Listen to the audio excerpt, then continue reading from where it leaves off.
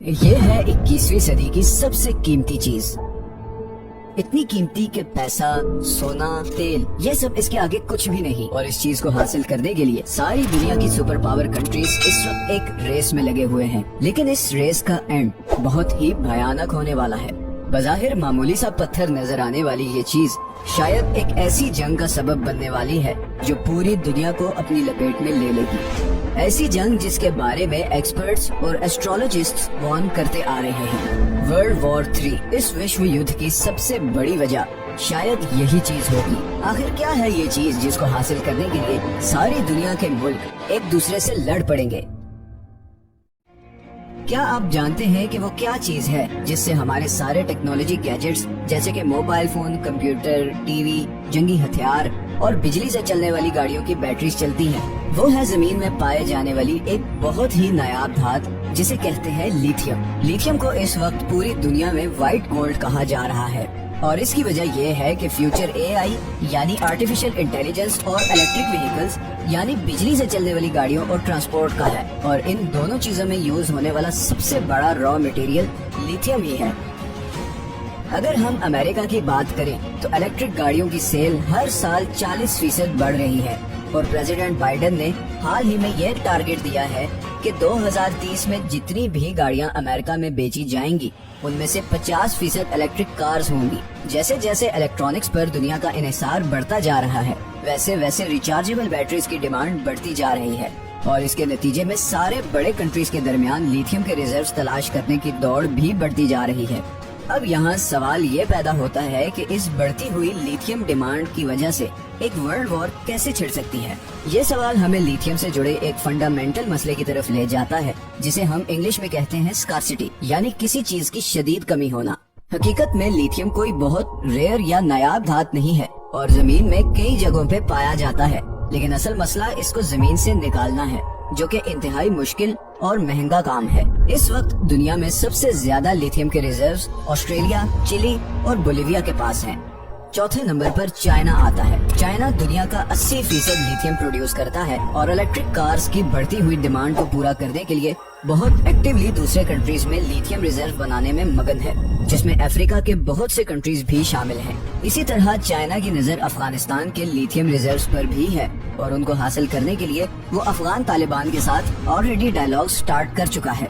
2030 तक चाइना तकरीबन 100 और लिथियम आयन प्लांट्स लगा चुका होगा, जिसका मतलब ये है कि दुनिया की 85% लिथियम बैटरीज चाइना बना रहा होगा।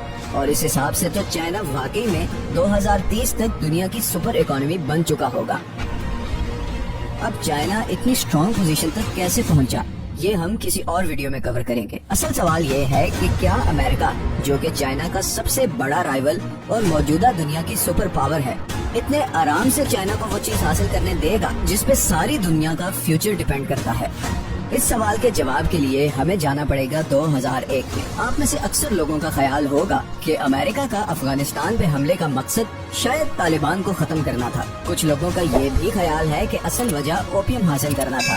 लेकिन 2010 में अमेरिकन स्टेट डिपार्टमेंट की पब्लिश होने वाली रिपोर्ट कुछ और ही कहती है। इस रिपोर्ट में ये इंकशाफ हुआ है कि अफगानिस्तान में $1 ट्रिलियन के लिथियम रिजर्व्स हैं, जो कि शायद चिली और ऑस्ट्रेलिया के बाद दुनिया में तीसरे सबसे बड़े लिथियम रिजर्व्स हैं।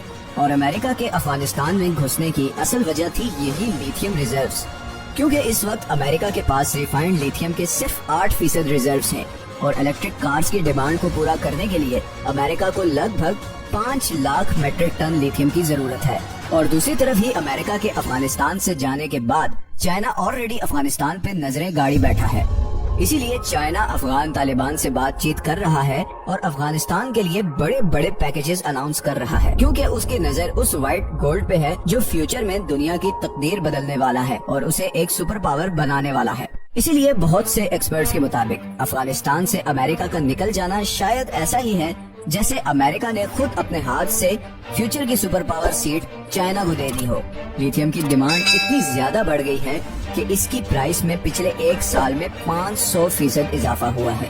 یہ بڑھتی ہوئی ڈیمانڈ اور بڑھتی ہوئی پرائس ہی اصل وجہ ہے کہ ہر بڑا ملک، ہر بڑی کمپنی اب لیتھیم میں انویسٹ کرنا اور اسے حاصل کرنا چاہتی ہے۔ دنیا میں سب سے زیادہ الیکٹرک کارز بنانے والی کمپنی ٹیسلا کے مالک ایلان مسک نے حال ہی میں اپنی ٹویٹ میں کہا ہے کہ لیتھیم کی اس طرح بڑھتی ہوئی پرائس کا مطلب ہے کہ ٹیسلا کو لیتھیم مائن کرنے کے لیے بھی خود میدان میں اترنا پڑے گا۔ اس ساری صورتحال کو دیکھتے ہوئے ایسا لگتا ہے کہ امریکہ خود کو اس وقت شاید اسی پوزیشن پر لے آیا ہے جس پوزیشن میں 1941 میں جاپان تھا اور اس نے پرل ہاربر پر حملہ کیا تھا۔ جس فرسٹریشن نے جاپان کو یہ قدم اٹھانے پر مجبور کیا تھا، ویسی ہی فرسٹریشن کا شکار اس وقت امریکہ ہے اور وہ بھی ایسا کوئی قدم کسی بھی وقت اٹھا سکتا ہے۔ پچھلی 4 دہائیوں میں لڑی گئی تمام جنگیں آئل یعنی پیٹرول کے لیے تھی، کیونکہ اس وقت پیٹرول ہی اصل ایندھن تھا۔ لیکن اب جیسے کہ میں پہلے بتا چکا ہوں کہ فیوچر بجلی سے چلنے والی چیزوں کا ہے، تو اٹ از ویری نیچرل کہ اگلی جنگیں اب ریچارجبل بیٹری کو پاور کرنے والے میٹل یعنی لیتھیم کو حاصل کرنے کے لیے ہوں گی۔ اور نیوکلیئر ٹیکنالوجی کے اس دور میں جنگ کا مطلب کیا ہوگا، شاید یہ مجھے آپ کو ڈیٹیل سے بتانے کی ضرورت نہیں۔ اگر آپ کو یہ ویڈیو پسند آئی ہے تو اسے لائک اور چینل کو سبسکرائب ضرور کر دیں۔